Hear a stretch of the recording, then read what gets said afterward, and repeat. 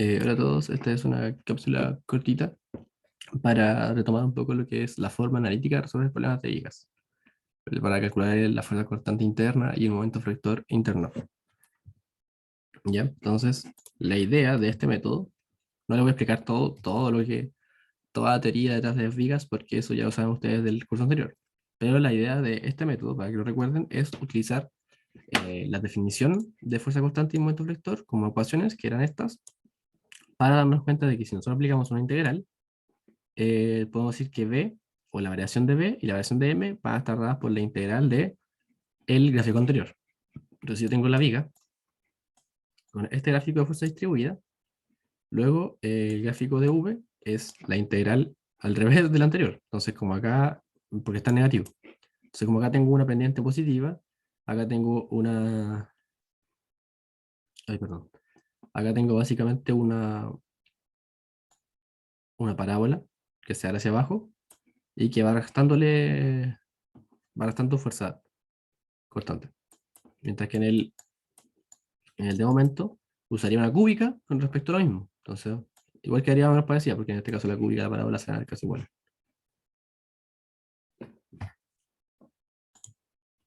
Ya. Entonces, por definición, la integral de una ecuación, ¿no es cierto?, va a ser el área bajo la curva de esa ecuación. Por tanto, tiene sentido decir que cuando yo integre esto, voy a tener entonces B1 menos B2, o B2 menos B1, pues a eso se refiere con esto, pero eso sería B2 menos B1. ¿A qué me refiero con B2 menos B1? En el fondo, si yo tengo mi viga, esto sería X, y yo quiero encontrar acá, ese es mi punto 1, y este es mi punto 2. Entonces, si la fuerza distribuida sobre la viga es esa área bajo la curva sería este término. Este término me va a definir cuánto varía la fuerza constante entre 2 y 1. ¿Ya? Esto es todo el concepto. Lo mismo pasa con el momento vector, pero el momento vector sí es directo con la fuerza constante. ¿A qué me refiero? Que la fuerza constante, si se dan cuenta, es el menos el área bajo la curva de, de la fuerza distribuida, mientras que el momento vector es con más. ¿Ya? Entonces, para la fuerza constante, básicamente el gráfico tiene la forma de la integral del gráfico anterior. Por tanto, si la fuerza distribuida es cero, por ejemplo, en este caso no hay fuerza distribuida, donde tenemos fuerzas arriba, ¿no es cierto? Entonces ahí tenemos que nuestro gráfico de B de X es una constante, porque integrando cero tenemos una constante, ¿no? ¿Ya? Si la fuerza distribuida fuese, por ejemplo, así, que es una constante, al integrar una constante tenemos una recta, ¿no es cierto? Y así sucesivamente, si esto fuese una recta, la distribuida, entonces nosotros tendríamos una cuadrática.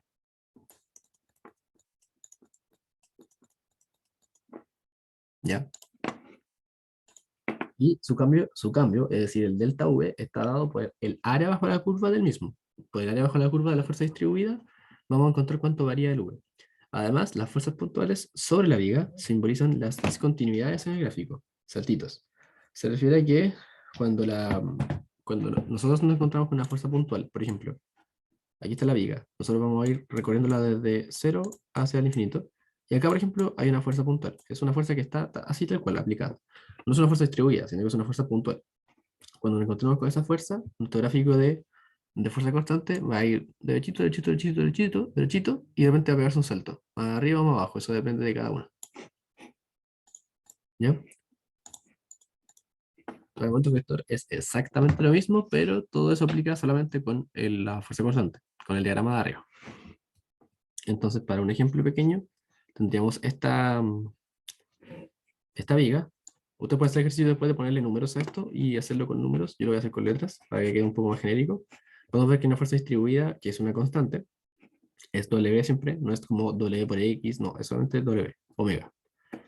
Y tenemos una fuerza puntual también, que no está precisamente en medio, sino que está en B. ¿Ya? Entonces, lo primero que haríamos nosotros sería decir, ya, voy a poner una fuerza equivalente a la fuerza distribuida, que sería omega por a una distancia a medios, para poder calcular cuánto vale FA y FB. De la sumatoria de momento, Si sumatorio de momentos en el punto A, sumatorio de momentos en el punto B, salen estas ecuaciones. Y que si se dan cuenta, tienen sentido, porque si ustedes las suman, se les va a ir esto con esto, se les va a ir esto con esto, y les va a quedar WA más P, al sumar FA y FB. Y las únicas fuerzas que están actuando hacia abajo son W por A y P. ¿Ya? Entonces, son las fuerzas abajo, y nosotros podemos construir el diagrama.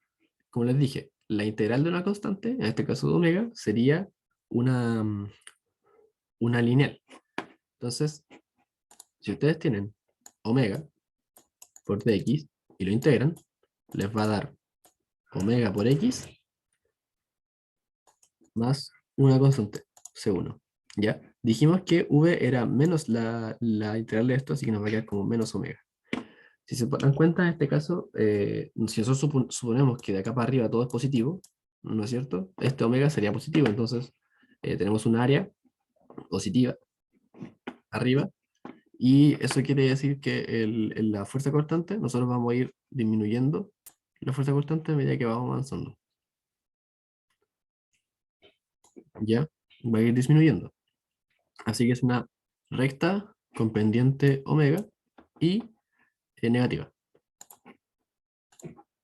Entonces, primero vamos a avanzar desde el punto A hasta el punto B, porque pareciera que A es más largo que B, entonces vamos a avanzar desde A hasta B. Vamos a avanzar B metros y vamos a llegar a que, ¿cuánto descendimos? Bueno, si la pendiente era menos omega, entonces esta variación es esta área,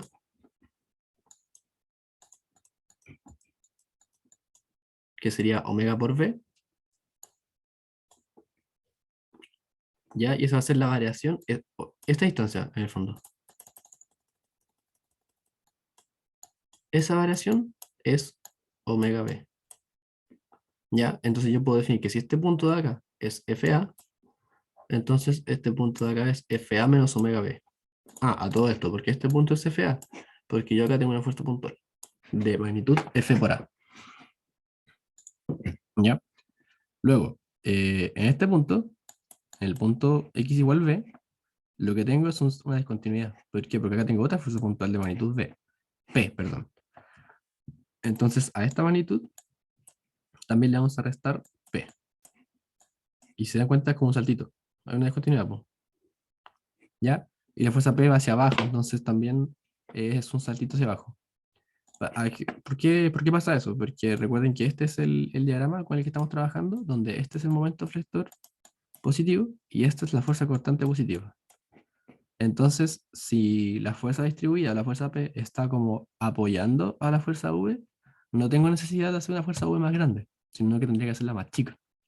O eso es una resta. Si yo le sumo o me encuentro con esta fuerza P, el saltito es negativo porque estoy achicando la magnitud de V. De hecho, en este caso, como que pasa a cambiar de lado. Ya, luego, si se dan cuenta, entre B y esta distancia de aquí, esa distancia es A menos B. Porque a todo esto que era A, le restamos lo que ya avanzamos, que sería B. Entonces, ahí tenemos que la fuerza distribuida sigue siendo omega. Así que seguimos bajando como si fuese una recta. Y esta distancia, esta diferencia, es esta área. Omega por A menos B. ¿Ya? Entonces aquí tenemos esta magnitud FA, que es donde partimos, menos esta variación, que era omega B, menos esta variación, que era P, menos esta variación que acabamos de calcular, que era omega por A menos B.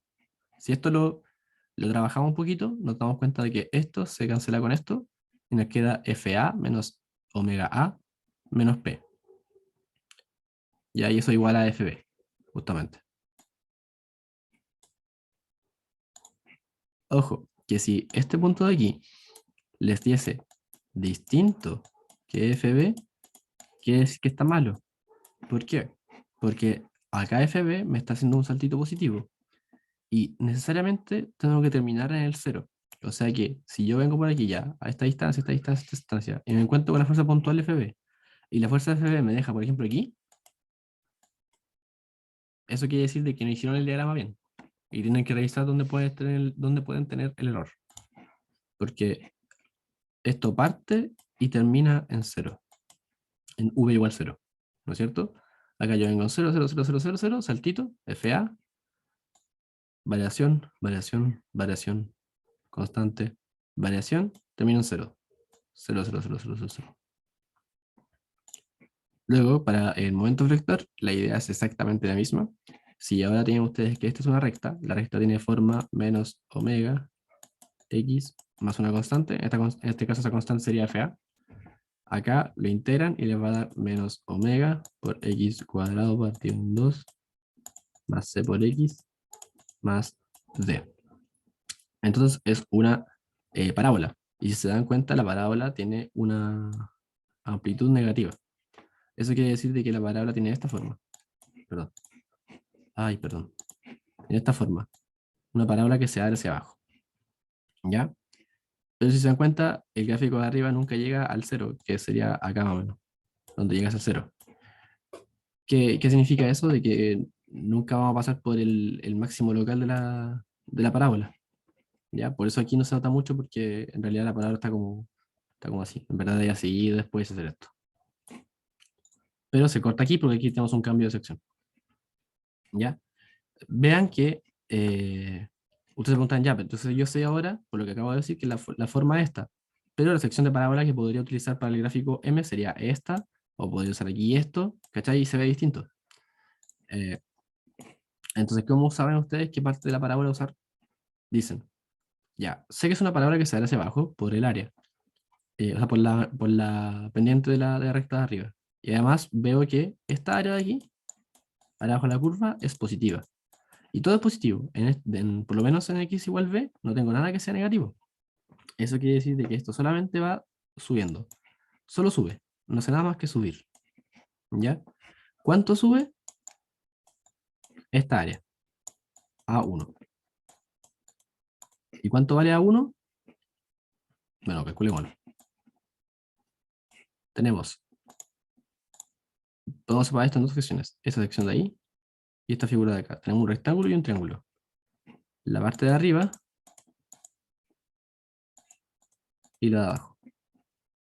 La de arriba sería entonces esta altura, que dijimos que era omega b, por la distancia b partido en 2. Entonces tenemos que el delta m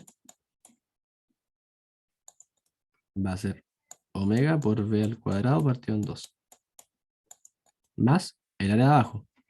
Y el área de abajo tiene esta altura, que es FA menos omega b por b. Entonces más FA por b menos omega por b al cuadrado. ¿Ya? Si se dan cuenta, yo lo puedo arreglar para que me quede así, como dice aquí.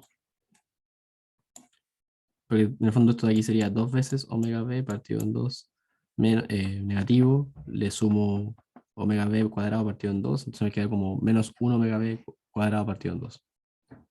¿Ya? Eso fue lo que varió.